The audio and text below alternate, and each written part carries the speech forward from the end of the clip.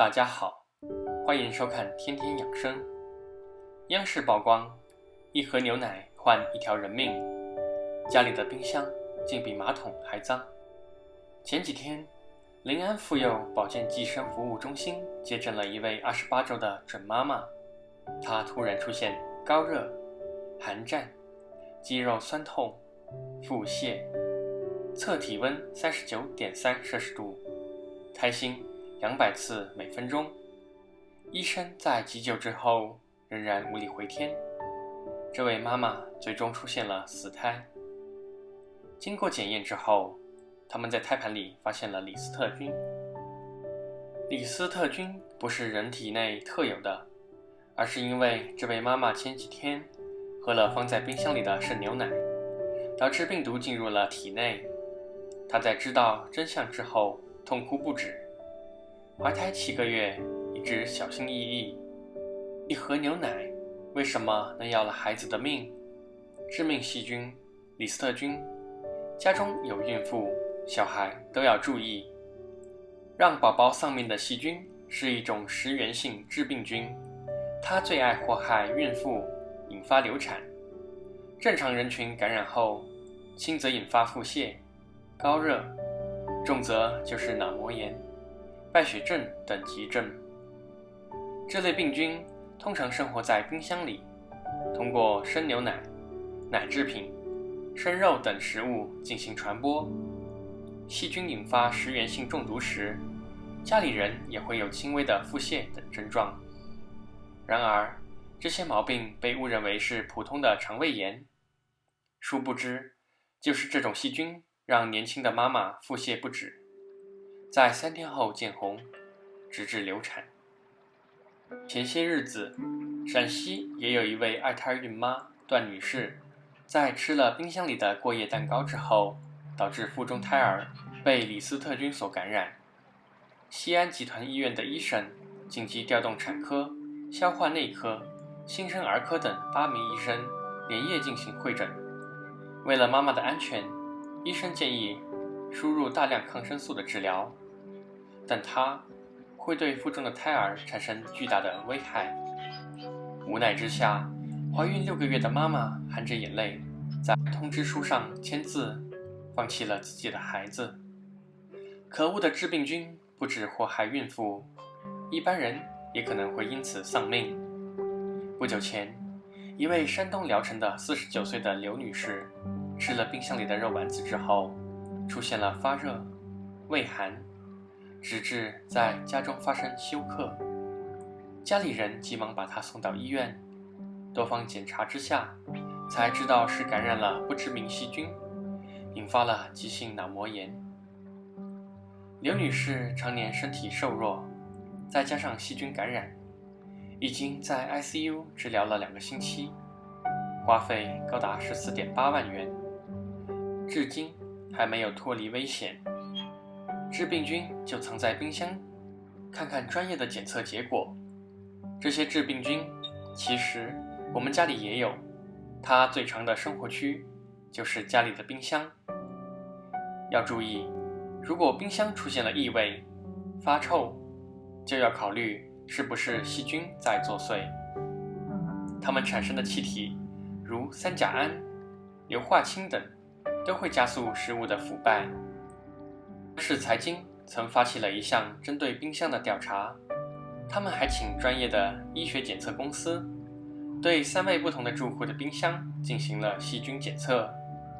专家把同样的剩菜放进3个冰箱里，经过24小时后发现，剩菜中的细菌并没有被冻死。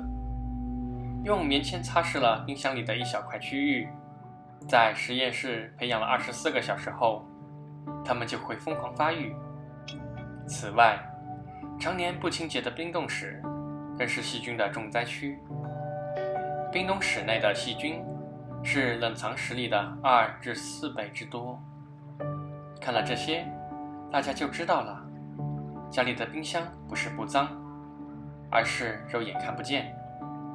研究人员对554户家庭的冰箱进行了采样，结果发现，1个月未清洗的冰箱内细菌量高达每平方厘米7850个细菌。半年未清洗的冰箱里，每平方厘米最多的含有12.9万个细菌。冰箱里的细菌能活多久？它比你想象的更长寿。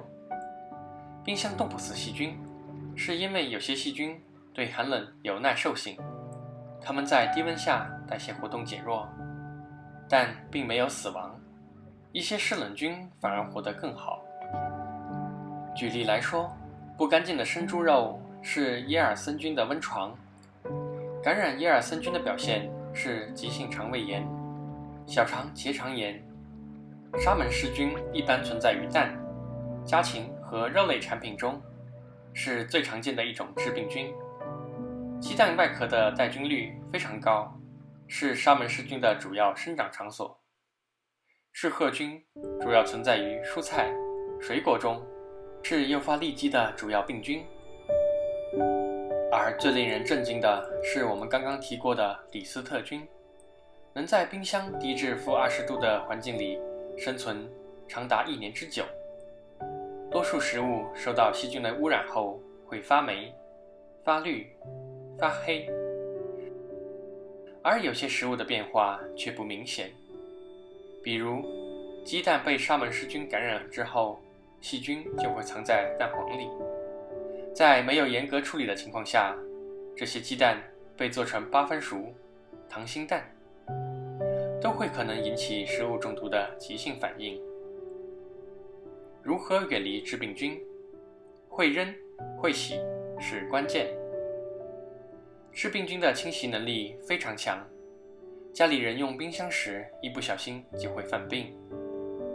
大多数病菌刚开始只会导致腹泻、腹痛等小症状，但它们分解产生的黄曲霉素等毒素常年在食物中残留，造成人体肠道的损伤，这也是导致结直肠癌、胃癌等重病的根源。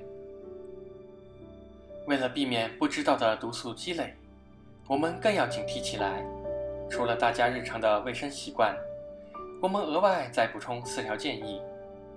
冰箱要会洗，勤扔，分层摆，分开放。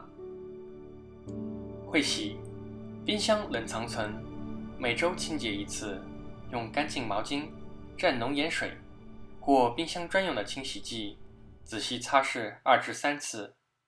要注意，用清水擦拭没有用。冰箱冷冻层每季度清洗1次，解冻之后将面板、面壁都仔细擦拭2至3次，晾干后再进行使用。勤扔，食物现吃现做，剩菜剩饭扔掉别存，注意不同食物的保存时间。对于孕妇、宝宝、免疫力低下的人群来说，坚决不吃剩下的食物，包括已经开封的牛奶、面包、吃了一半的苹果等等。分层摆，生熟分开，熟的食物放在上面，生的食物放在下面。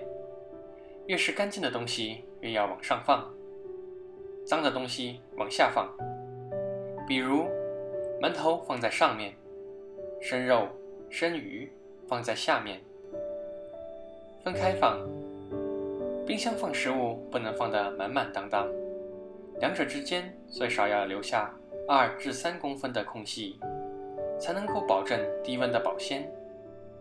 家中最好常备食物盒、保鲜膜、保鲜袋等等，让进入冰箱的食物都穿一层衣服，避免细菌交叉感染。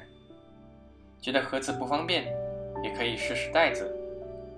某宝上的食品袋5块钱就能买到几百个，是分装蔬菜、瓜果的好帮手。在谈到冰箱致病菌的问题时，同事默默地吐槽，家里的老人从来都不让乱丢东西，剩菜都得放到第2天，吃不完还要拿来煮汤，美其名曰杀菌。我们不否认老一辈人习惯了勤俭节约的习惯，但每一次意外的发生都是平时的不注意造成的。如果孩子、宝妈被致病菌感染，到医院求诊挂号，再加上治疗费，岂不是得不偿失？